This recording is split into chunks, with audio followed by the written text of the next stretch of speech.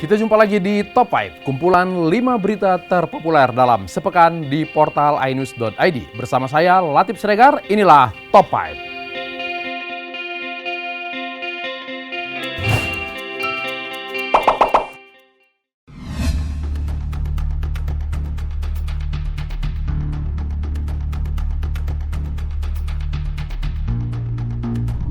Output ekonomi Indonesia untuk triwulan kedua pada bulan April hingga bulan Juni ada di angka minus 5,32%.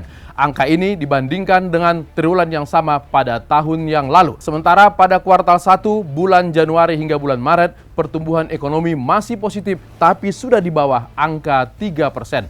Jika nantinya pada triwulan ketiga, bulan Juli hingga bulan September, pertumbuhan ekonomi Indonesia masih minus, maka Indonesia bisa dikategorikan masuk dalam resesi ekonomi. Untuk mengatasi resesi ekonomi tersebut, pemerintah sudah menjalankan program pemulihan ekonomi nasional. Selain itu, pemerintah juga menggencarkan program bantuan sosial seperti program Keluarga Harapan. Ada 600 triliun rupiah yang disiapkan oleh pemerintah untuk membantu masyarakat yang terdampak akibat COVID-19.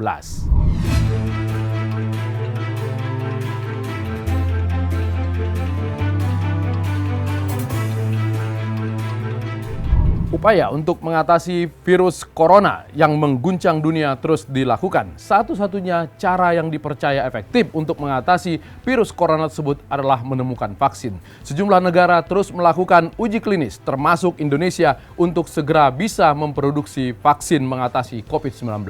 Di tengah upaya tersebut, seorang herbalis mengaku sudah menemukan obat COVID-19. Hadi Pranoto yang menemukan jamu yang dipercaya bisa mengatasi COVID kemudian menuai gugatan dari sejumlah pihak, termasuk dari Badan POM yang menyatakan jamu tersebut bukan obat COVID-19. Ia juga menuai gugatan dari Ikatan Dokter Indonesia karena ia menyebut dirinya sebagai profesor, dokter, ahli mikrobiologi. IDI menyatakan tidak ada nama Hadi Pranoto dalam list ahli mikrobiologi di Indonesia.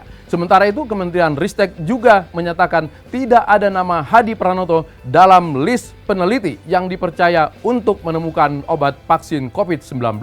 Temuan obat yang diklaim oleh Hadi Pranoto pertama kali muncul dalam channel YouTube seorang musisi. Belakangan, Hadi dan musisi tersebut dilaporkan oleh Ketua Cyber Nasional ke polisi. Tetapi alih-alih minta maaf, Hadi malah ingin menggugat balik dengan nilai gugatan 147 triliun rupiah.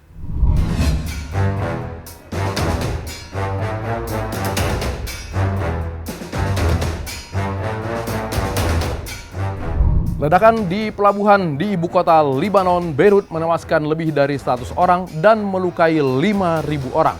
Ledakan yang berasal dari sebuah gudang tempat menyimpan 2.740 ton amonium nitrat tersebut terasa hingga 240 km ke negara tetangga Lebanon di Siprus. Warga di Lebanon merasakan getaran setara dengan magnitudo 3,3 pada gempa. Amonium nitrat, bahan kimia yang merupakan bahan pembuat pupuk dan dinamit tersebut bisa meledak jika dipicu oleh panas. Pemerintah Lebanon menyatakan hari terjadinya ledakan tersebut sebagai hari berkabung nasional. Sejumlah negara kemudian bersama-sama menunjukkan simpati dengan mengirimkan bantuan ke Lebanon, termasuk Indonesia yang akan mengirimkan ribuan kantong darah untuk membantu warga Lebanon.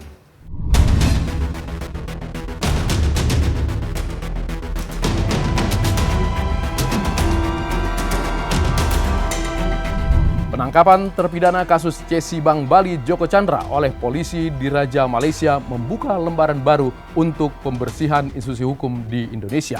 Setelah penangkapan tersebut, Mabes Polri kemudian menetapkan Brigjen Prasetyo Utomo, mantan Kepala Koordinasi Pengawasan PPNS Bareskrim Polri, sebagai tersangka. Prasetyo disangka mengeluarkan surat jalan kepada Joko Chandra sehingga terpidana tersebut bebas bepergian di wilayah hukum Indonesia, padahal ia sedang menjadi buronan oleh polisi dan kejaksaan. Prasetyo Utomo yang sudah ditetapkan sebagai tersangka juga sudah ditahan.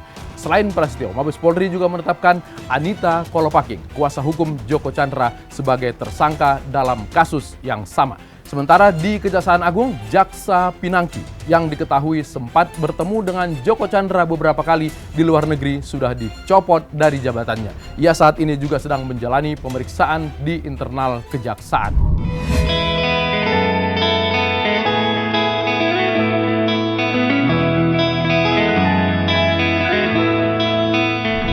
Kabar gembira datang dari keluarga Presiden Joko Widodo. Anak kedua Jokowi, Kahiyang Ayu, melahirkan putra kedua berjenis kelamin laki-laki melalui operasi sesar. Kahiyang Ayu yang menikah dengan Bobi Nasution melengkapi kebahagiaan Presiden Joko Widodo dan Ibu Iriana. Karena saat ini Presiden Jokowi sudah mempunyai 4 orang cucu. Sebelumnya, putra pertama Jokowi, Gibran Rakabuming Raka, sudah memberikan 2 cucu laki-laki dan perempuan. Bobi Nasution mengucapkan syukur dan terima kasih kepada semua pihak yang telah membantu proses kelahiran tersebut. Itulah 5 berita terpopuler yang kami rangkum dalam Top 5. Baca terus portal inews.id untuk mendapatkan berita-berita informatif dan inspiratif. Tayangan ini dapat Anda saksikan di channel YouTube iNews Portal. Indonesia saat ini sudah memasuki new normal, tetapi tetap ingat menjalankan protokol kesehatan dengan ketat. Rajin pakai masker, rajin cuci tangan, dan tetap jaga jarak. Jaga kesehatan. Saya Latut Sregar, pamit.